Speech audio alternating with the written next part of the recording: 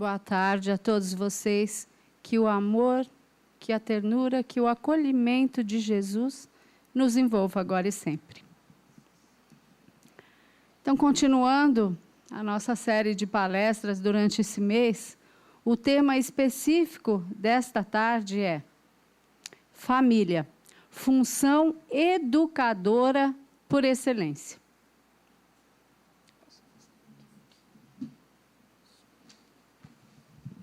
Então, nós iniciamos com uma frase de Emmanuel, que diz assim: de todas as associações existentes na Terra, excetuando-se naturalmente a humanidade, nenhuma talvez mais importante em sua função educadora e regenerativa do que a constituição da família. A família é o alicerce sobre o qual a sociedade se edifica, sendo o primeiro educandário do espírito, é a nossa primeira escola. No Evangelho segundo o Espiritismo, capítulo 5, item 11, nós encontramos o seguinte esclarecimento. Abre aspas. Frequentemente, o espírito renasce no mesmo meio em que já viveu, estabelecendo de novo relações com as mesmas pessoas, a fim de reparar o mal que lhes haja feito. Se reconhecesse nelas as quem odiara, quiçá o ódio se lhe despertaria outra vez no íntimo. De todo modo, ele se sentiria humilhado em presença daquelas a quem houvesse ofendido. Bendito esquecimento, né? Para que essas lembranças do passado não venham à tona de maneira tão preponderante. Então, está aqui uma notícia para nós entendermos um pouquinho. O Evangelho nos esclarece que nós renascemos no mesmo meio em que vivemos, estabelecendo de novo relações com as mesmas pessoas. E aí, eu pergunto a vocês, só de olhar para vocês, estão felizes com isso ou não? É bom renascer no meio das mesmas pessoas ou não necessariamente? Bom, está aí o ensinamento para nós.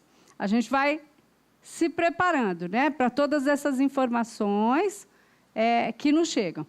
Então, nós vivemos no grupo familiar, onde melhor são atendidas as nossas necessidades de evolução.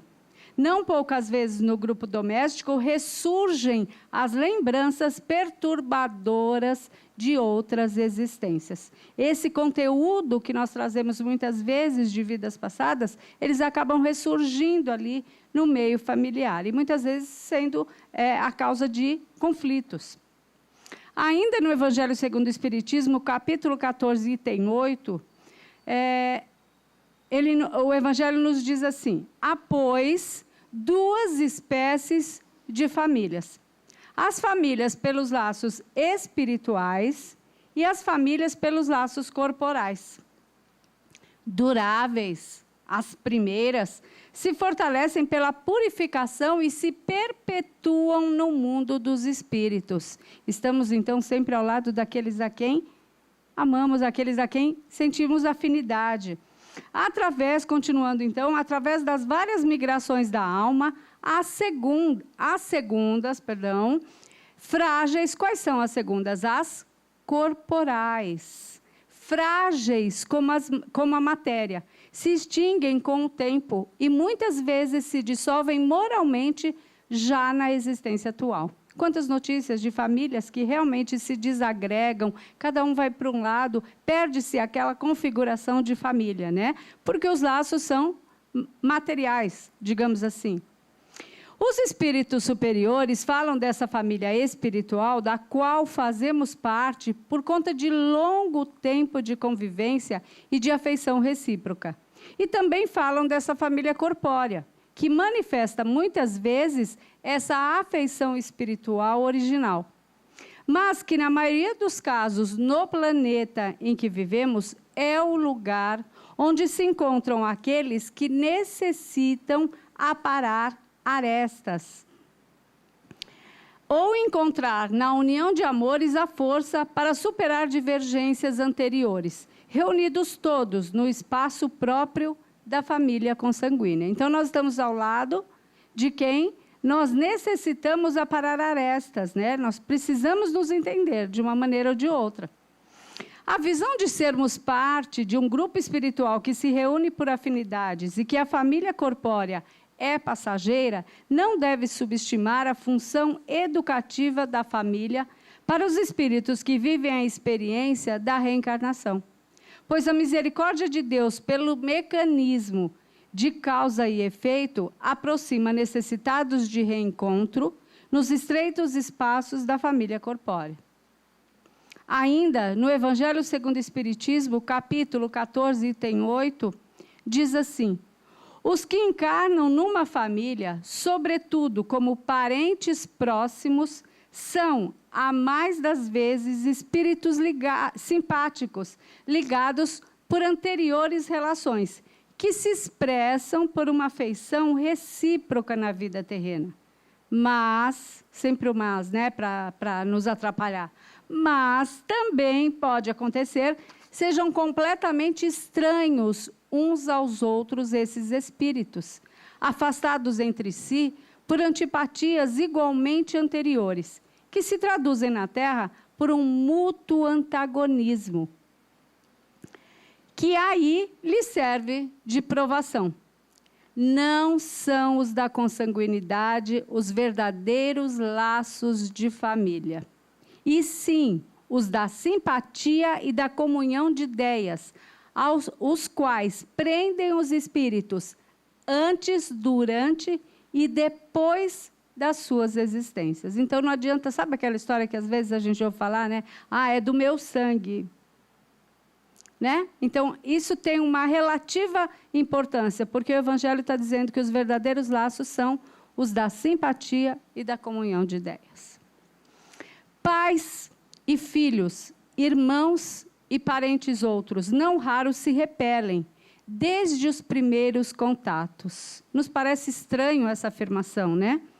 Pais existem nutrindo antipatia pelos próprios filhos, desde que eles lhes surgem no lar. E existem filhos que se tornam inimigos dos próprios pais, tão logo percebam o campo mental no início da encarnação. No labirinto das existências menos felizes, o problema das reações negativas, culpas, remorsos, inibições, vinganças e tantos outros está presente, sim, no quadro familiar, em que o ódio, acumulado em instâncias do passado, do pretérito, se exterioriza por meio de manifestações na patologia da mente. Não muito raro, os cadastros policiais registram infanticídios em que pais ou mães aniquilam o corpo daqueles mesmos espíritos aos quais favoreceram com a encarnação na Terra. Nós estamos cansados de assistir, de ouvir, né, essas manchetes. Não temos a família dos nossos sonhos, mas aquela que representa uma alavanca para o nosso crescimento sob as bênçãos de Deus. Para onde formos, levaremos a nossa necessidade evolutiva. Trocaremos de pessoas, de lugares, de posturas, mas seremos inexoravelmente convidados a um processo educativo, pois esta é a finalidade da reencarnação. A família é reduto de trabalho coletivo, no qual todos têm o dever de se ajudar. Quem se encontra melhor informado, mais facilidade dispõe para contribuir em favor do esclarecimento daquele que ignora. Então, é claro que a nossa responsabilidade, à medida que nós vamos conhecendo as verdades espirituais, é claro que a nossa responsabilidade só faz aumentar em relação àquele que precisa de nós. Aquele que hoje se apresenta agressivo no grupo doméstico, dando lugar a brigas, a conflitos, encontra-se doente da alma, merecendo orientação e exigindo mais paciência, compaixão e misericórdia. Ninguém se torna infeliz por mero prazer, mas em consequência de muitos fatores. Ao invés da indiferença, da revolta, do ódio, que muitas vezes desperta nos demais, a caridade deve ser a reação em favor daquele que necessita. irmãos que se detestam, pais que se agridem no ambiente doméstico, ou que destacam uns filhos em detrimento de outros, ressentimento entre filho e pai, aversão ou rancor entre filha e mãe, a velhice sob o tormento de filhos dominados por ódio, enfermidades rigorosas sob o jugo da maldade. São espíritos em processo de evolução, retornando ao palco da vida para a encenação da peça em que fracassaram no passado. É da lei que o infrator renasça ligado à infração que o caracteriza. A justiça celeste estabeleceu que a sementeira tem caráter espontâneo, mas a colheita tem impositivo de obrigatoriedade. Cobradores reencarnados junto às dívidas na província do Instituto da Família dentro do lar. Os pais, os irmãos e primos, os avós e netos, de uma etapa trocarão de lugar no grupo de companheiros que se afinam, a depender de uma série de fatores que respondem pela necessidade de mudanças nas posições familiares. Quem mais serão os nossos familiares, né? Nós achamos que os nossos familiares são aqueles que estão mais próximos. Então, filhos, marido, sogra, primos. E aqui vem um esclarecimento. O amigo que nos oferece braço forte. Aquele conhecido a quem nos devotamos com muita dedicação. O colega que nos sensibiliza. O discreto benfeitor da nossa vida. São nossos familiares em espírito, que ontem usaram as roupagens de um pai abnegado ou de uma mãe amorosa, de um irmão zeloso ou de um primo generoso, de uma esposa querida ou de um marido cuidadoso. Ora, ao nosso lado, em outra modalidade biológica e familiar, mas alma irmando a nossa alma, diminuindo as nossas dores no caminho da evolução. Mas ainda existem outros, que são os nossos adversários gratuitos, que nos perturbam, que nos buscam sedentos, vencidos por paixões mesquinhas. São também familiares outros a quem ludibriamos e traímos, e que agora retornam necessitados do nosso carinho, da nossa reabilitação moral, a fim de que se refaça o grupo espiritual que ascenderá conosco rumo à felicidade. Falando um pouquinho da relação de pais e filhos e da importância tão grande dessa função. Nós trazemos um trechinho bem curtinho do livro Os Mensageiros, de André Luiz, capítulo 13, psicografia de Francisco Cândido Xavier, e André Luiz nos esclarece.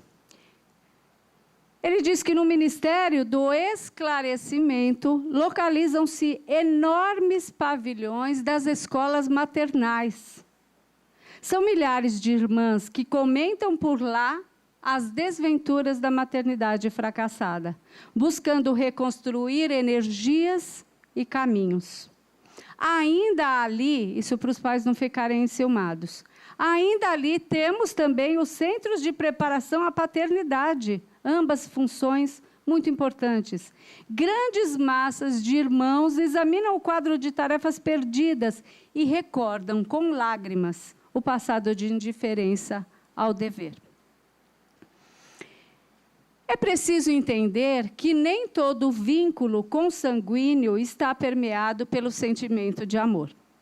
Espíritos, então, que são inimigos entre si, podem reencarnar juntos como mãe e filho, compondo um quadro de reajuste que é muito comum na existência planetária. Provavelmente, não será através dessa genitora, dessa mãe, que o ser em desenvolvimento encontrará suporte espiritual para os desafios da vida. Exatamente por conta desse antagonismo entre os dois.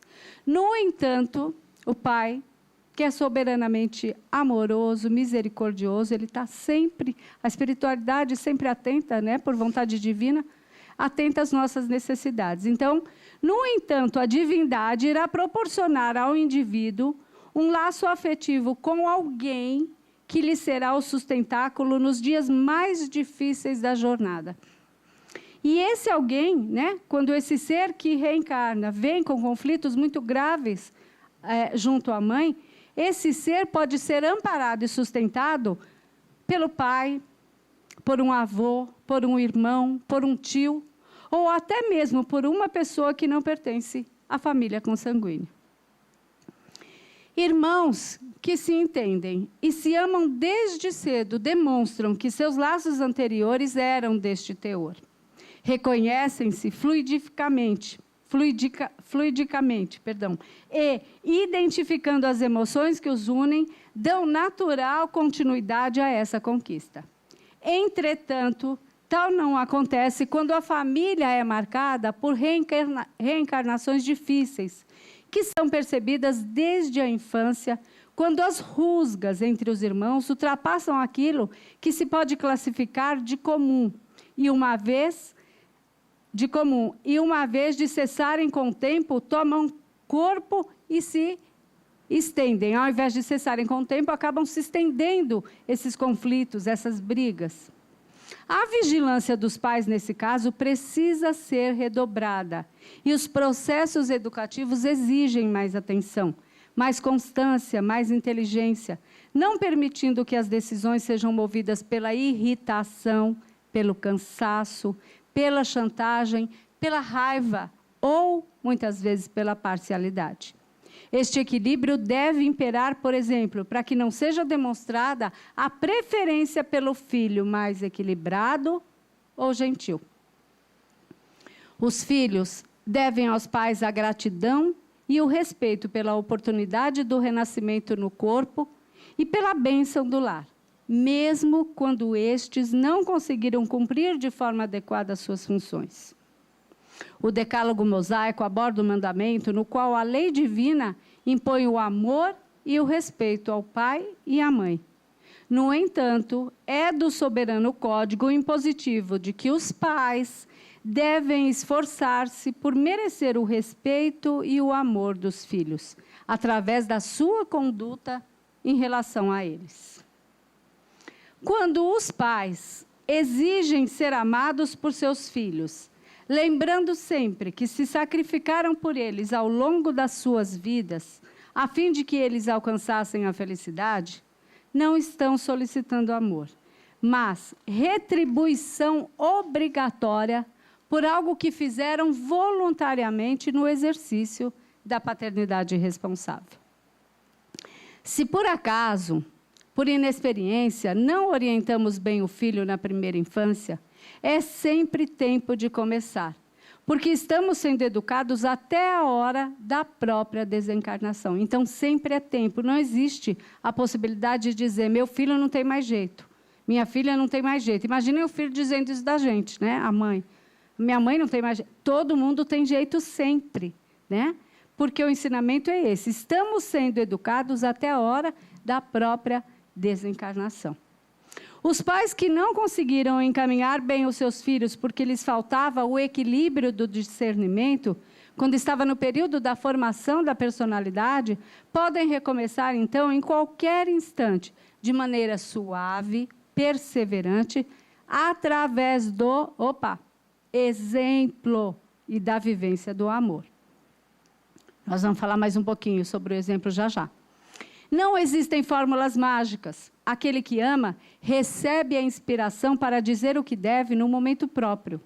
Em cada ocorrência, surge a palavra oportuna que somente se materializa quando a nossa vida está entrelaçada à vida dos nossos filhos. Porque assim poderemos auxiliá-los no instante em que a intervenção educativa for necessária.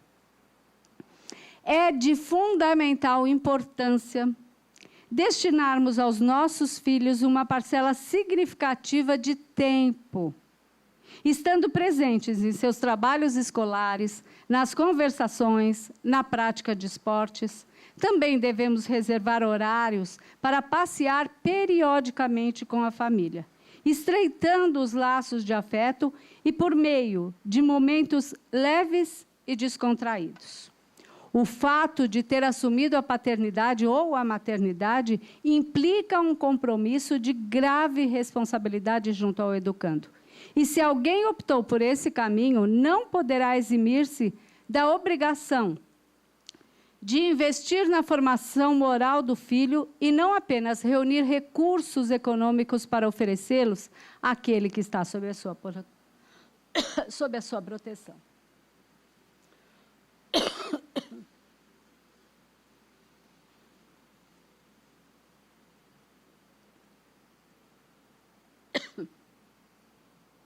Os pais devem ser educados para saberem educar. Se eles são pessoas emocionalmente instáveis, o que irão transmitir? Quando estão de bom humor, simplesmente concordam com qualquer atitude dos filhos. Quando estão de mau humor, reagem agressivamente e tornam a situação insustentável. Uma casa que abriga pessoas só merece o nome de lar quando todos os que nela habitam desfrutam de intimidade, liberdade e amor. É esse o clima ideal para uma educação verdadeira. Quando todos os membros da família sentem-se à vontade para expor as suas opiniões, suas dúvidas, seus problemas, quando todos relatam abertamente suas experiências pessoais, da escola, do trabalho, do cotidiano, quando existe um interesse recíproco pelas realizações de cada um, quando as dificuldades são enfrentadas em conjunto, então há realmente uma família, e não um grupo de estranhos vivendo sob o mesmo teto. As crianças que crescem nesse ambiente acostumam-se desde cedo a mostrarem francamente em casa todo o seu mundo íntimo e, por sua vez, têm a oportunidade de conhecerem a fundo seus próprios pais, conversando em pé de igualdade com eles, não serão jamais adultos de lotarem consultórios psiquiátricos. Entre pais e filhos deve ser cultivada uma amizade aberta e carinhosa. Muito diferente daquele distanciamento autoritário de antigamente.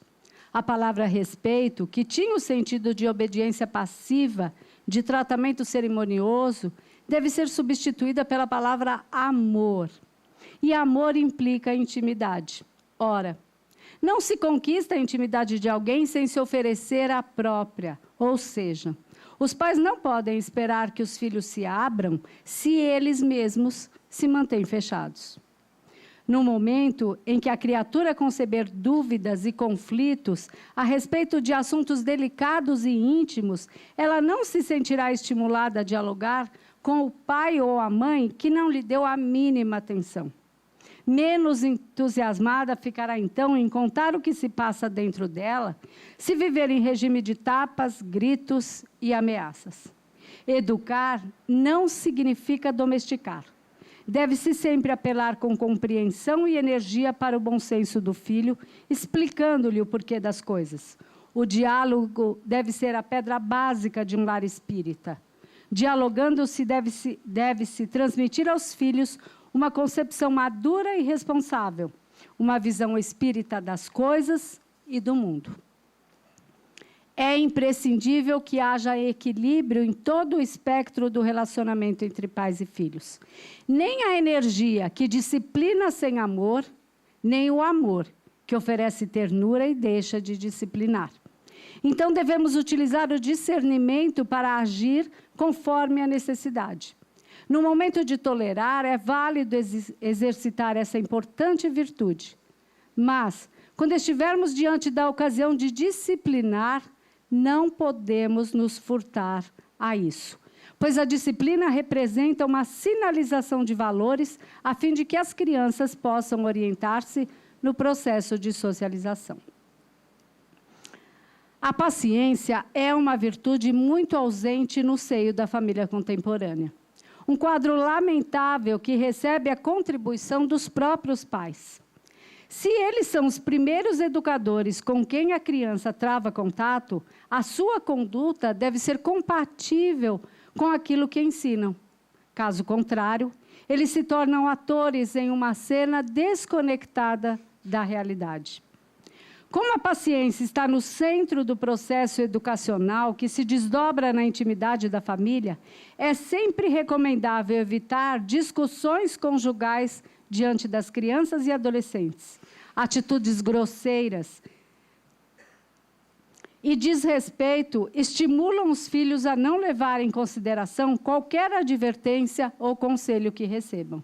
Os filhos são observadores críticos e severos, que não aceitam palavras, mas demonstrações. O lar é um educandário no qual os exemplos penetram mais do que as palavras.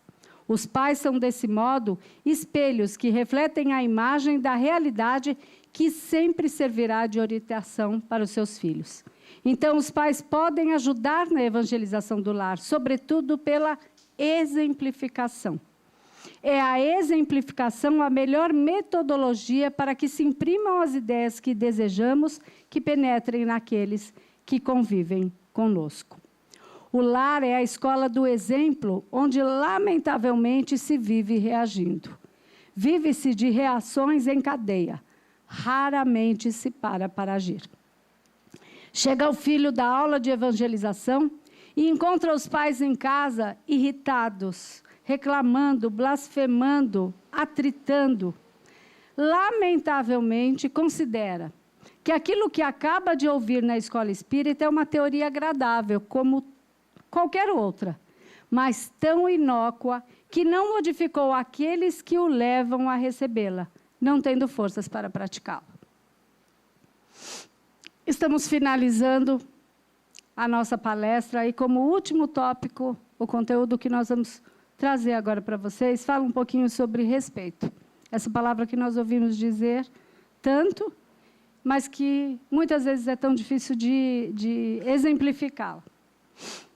É natural que uma pessoa mais consciente experimente a angústia de querer auxiliar o outro a progredir, tentando de todas as formas ensinar os seres queridos algo de bom e de belo.